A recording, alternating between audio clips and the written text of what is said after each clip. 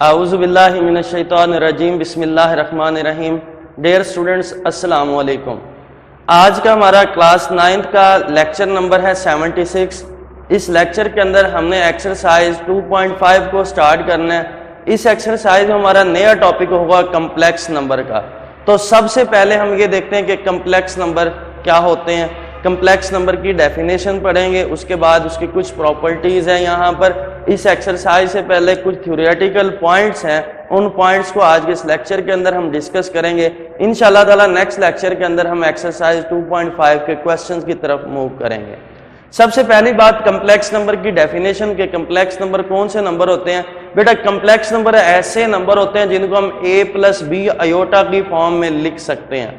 अब बात यहां पर याद रखनी है कि जो a और b है वो दोनों रियल नंबर से बिलोंग करेंगे और जो अयोटा होता है वो स्क्वायर रूट ऑफ -1 के इक्वल होता है। जिस तरीके से हम सेट ऑफ नेचुरल नंबर की बात करते हैं कि हम उसको n से रिप्रेजेंट करते हैं, तो बेटा सेट ऑफ कम्प्लेक्स नंबर को c से रिप्रेजेंट किया जाता है और किसी भी कम्प्लेक्स नंबर को z से रिप्रेजेंट किया जाता है। आइए यहां पर डेफिनेशन को रीड करते हैं।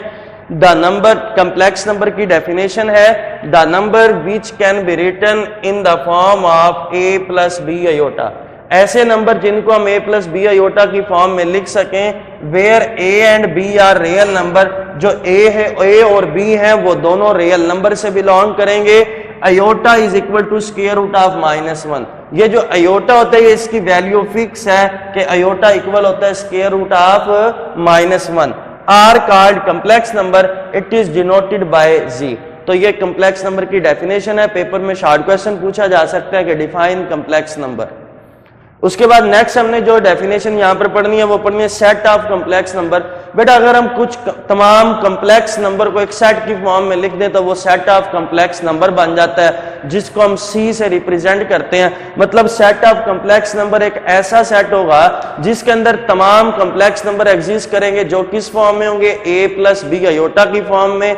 a और b बिलोंग करेंगे आर रियल नंबर से और अयोटा इक्वल होगा स्क्वायर रूट ऑफ -1। अगर हम इनको सेट की फॉर्म में लिख देंगे तो वो बन जाएगा सेट ऑफ कम्प्लेक्स नंबर। अब कोई भी जब कम्प्लेक्स नंबर होता है तो उसके दो पार्ट होते हैं, एक उसका रियल पार्ट होता है, एक उसका इमेजिनरी पार्ट होता है। a is called the real part and b is called the imaginary part. जो रियल पार्ट होता है किसी भी कम्प्लेक्स नंबर का उसको हम इस तरीके से रिप्रेजेंट करते हैं कि a रियल पार्ट है तो a is equal to real of z। मतलब ये चीज जो है ये रिप्रेजेंट कर रही है, z रिप्रेजेंट कर रहा है कम्प्लेक्स नंबर को और ये आर ई जो है ये किसको रिप्रेजेंट कर रहा है कि कम्प्लेक्स नंबर का रियल पार्ट। और जो इमेजिनरी पार्ट होता है वो क्या है, b है, उसको हम रिप्रेजेंट करते हैं इमेज ऑफ z। मतलब z रिप्रेजेंट करता है कम्प्लेक्स नंबर को और ये चीज रिप्रेजेंट कर रही है कि उसका imaginary part. The set of all complex number is denoted bye c and c is a set कि z क्या चीज जो रिप्रेजेंट कर रहा है कम्प्लेक्स नंबर को, सच दैट कि वो जो z कम्प्लेक्स नंबर है वो इक्वल होगा किसके, a plus B iota where a b belong to r and iota is equal to square root of -1। ये चीज जो है ये डेफिनेशन है किसकी, सेट ऑफ कम्प्लेक्स नंबर की। The number a and b are called the real and imaginary part. a और जो b है वो क्या कहलाते हैं, रियल पार्ट और इमेजिनरी पार्ट ऑफ z, और उनको हम इस तरीके से हम रिप्रेजेंट करते होते हैं। उसके बाद यहाँ पर कुछ बुक पर आप देखेंगे तो एक पेज के ऊपर सबसे पहले एक बॉक्स बना हुआ जिसमें ऊपर लिखा हुआ होगा ऑब्जर्व दैट। वहां पर 3 बातें लिखी हुई हैं, उन तीनों बातों को यहाँ पर हम डिस्कस करते हैं। बेटा हमारे पास कोई भी एक कम्प्लेक्स नंबर है a प्लस बी अयोटा। अब जो a है वो एक रियल पार्ट है और जो b है वो एक इमेजिनरी पार्ट है।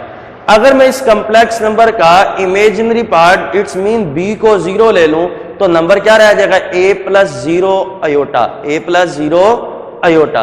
तो बेटा यहां पर जो a है वो किससे बिलोंग कर रहा है, रियल नंबर से। अगर मैं उस b की जगह पर 0 लिख दूंगा तो जो z है जिस तरीके से यहां पर मैंने लिखा देखें z is equal to a plus B iota. Every a belong to r। जो a है वो किससे बिलोंग कर रहा है, रियल नंबर से बिलोंग कर रहा है। लेकिन अगर मैं यहां पर b को 0 ले लूं तो क्या बनेगा, z is equal to a plus 0 iota. 0 को किसी भी चीज से मल्टीप्लाई करें आंसर 0 तो z is equal to a।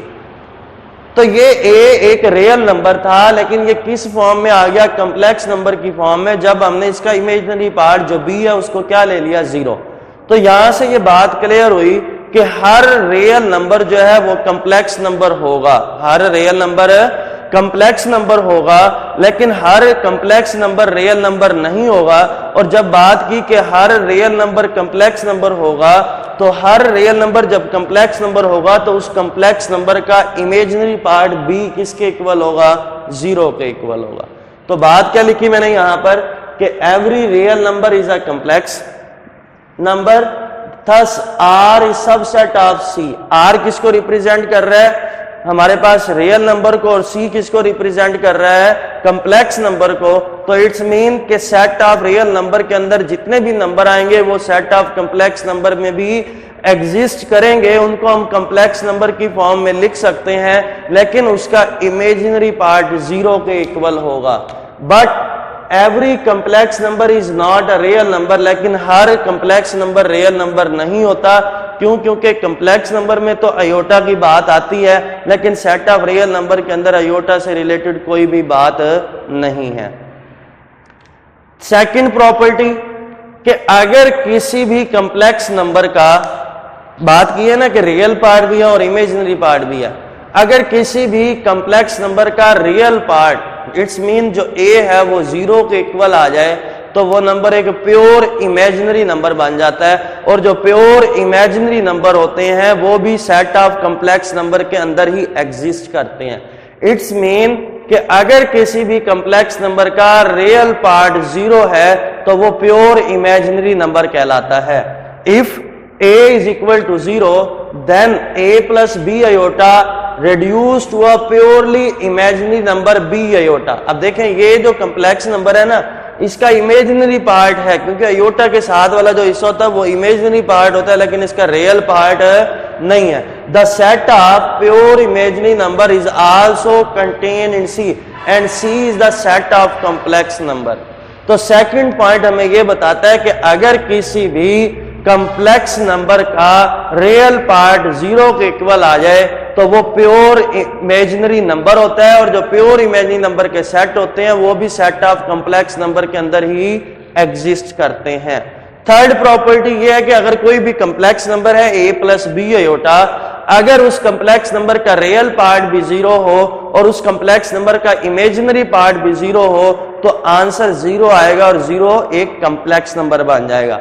If a is equal to b and b is equal to 0, अगर a और b दोनों इक्वल हो और 0 के इक्वल हो, then z is equal to 0 plus iota 0 is called the complex number, कि real part भी 0 है और इमेजिनरी पार्ट भी 0 है।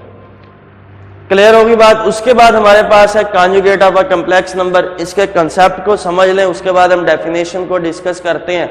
फॉर एग्जाम्पल हमारे पास कोई भी एक कॉम्प्लेक्स नंबर है a प्लस बी अयोटा, मैं ऐसा करता हूं कि प्लस बी अयोटा को माइनस बी अयोटा में चेंज कर देता हूं, कि मैं लिख देता हूं a माइनस बी अयोटा।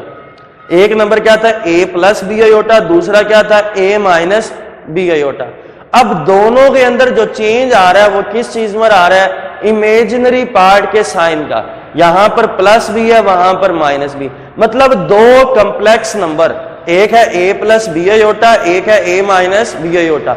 ये दोनों कॉम्प्लेक्स नंबर डिफरेंट हैं, किस वजह से? क्योंकि इनके इमेजिनरी पार्ट के साइन चेंज है। तो बेटा ये दोनों एक दूसरे का कॉन्जुगेट कहलाएंगे, ये दोनों एक दूसरे का कॉन्जुगेट कहलाएंगे। तो सिंपल बात हम ये करते हैं कि conjugate of a complex number जो होता है वो एक कॉम्प्लेक्स नंबर होता है विच इज ऑब्टेन, जो कैसे ऑब्टेन होता है? By changing the sign of its imaginary part, कि किसी भी कॉम्प्लेक्स नंबर का अगर कॉन्जुगेट फाइंड करना हो तो हम उस कॉम्प्लेक्स नंबर के इमेजिनरी पार्ट को चेंज कर देते हैं, अगर प्लस है तो माइनस में, माइनस है तो प्लस में।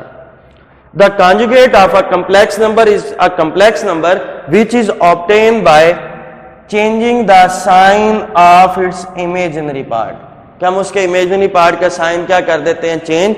अगर z इक्वल है a प्लस बी अयोटा के, तो जो z कॉन्जुगेट होगा वो इक्वल होगा a माइनस बी अयोटा।